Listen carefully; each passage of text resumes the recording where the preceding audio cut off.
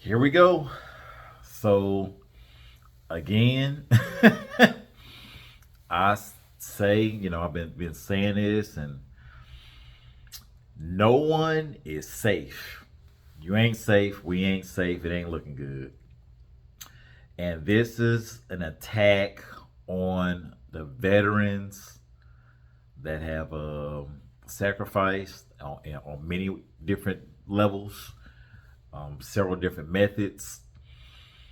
Um, they're cutting contracts that directly affect veterans and their health care.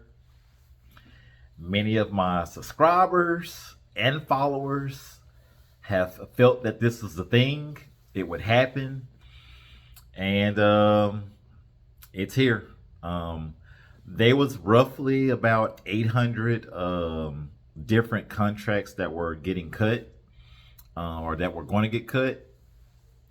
Roughly 500 of those contracts have been cut already, and about 300 of those contracts are still on the chopping block. What does this mean? I don't actually know. I do know that some veterans were not getting the services that they were requesting. I've spoken with several veterans personally. I've experienced things myself.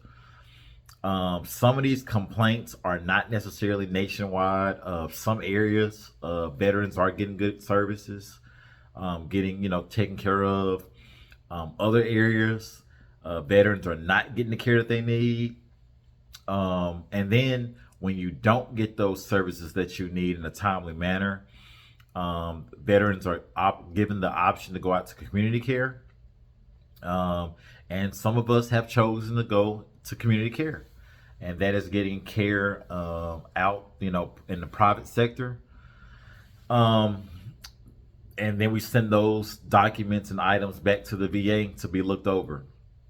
It is a lot of processing time for veterans to get, CMP exams. There's been complaints on that because, you know, um, the ratings are not coming in properly, and then it's the process just over and over again. It's a lot going on, but also one of the departments that are getting hit, kind of hard is the PTSD department. Post traumatic stress disorder programs that does research for veterans. That program is getting cut. There's many veterans that suffer from this diagnosis. So again, if you're not getting those services, if certain services are being cut, then how does this all work out on the back end?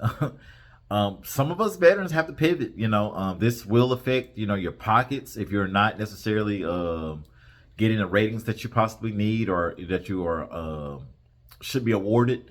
But it's not looking good. So what I have to say to veterans, make sure. I mean, some of this is kind of too late at this point. In some cases, we need to get the ball rolling. We definitely need to go get looked at. Try to take advantage of the services that are still there, but there's gonna be a lot of things being moved around. There's gonna be a lot of services that will be cut, and certain hospitals, clinics, and services that were provided to veterans will not longer be there. Terrence Brunson here. Go ahead first. Again, Doge, Department of Efficiency, I think. Is it Doge? Is that right? Department of Government Efficiency. There you go. Um, I guess state that these programs are not efficient. So they'll be cutting this. Where is this going to go? Who knows? Leave some comments, leave some feedback. I appreciate again all of the feedback that we're getting from the followers and then also the subscribers. You are hitting some of the hitting the hammer, hitting the nail on the head about this. You stated it. You said it would happen.